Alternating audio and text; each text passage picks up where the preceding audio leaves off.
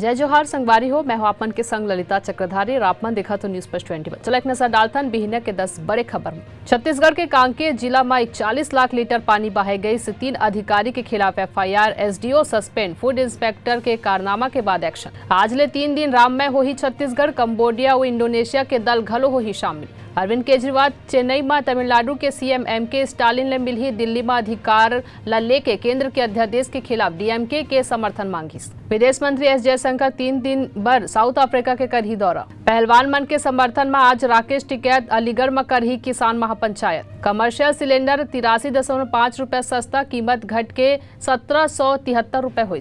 हर cigarette में स्वास्थ्य चेतावनी लिखे वाला पहला देश बनी कनाडा। श्रृंगार गौरी पूजा अधिकार ला लेके मस्जिद कमेटी की याचिका हुई खारिज। श्रद्धा वॉलकर मर्डर केस में आज कोर्ट में हुई सुनवाई। मणिपुर हिंसा ला लेके केंद्रीय गृह मंत्री अमित शाह इम्फाल में सुबह करही प्रेस कॉन्फ्रेंस। ऐसे तमाम बड़ी जानकारी ले लगातार अपडेट रहे देखा तो न्यूज प्लस 21 आप मन के हक के बात।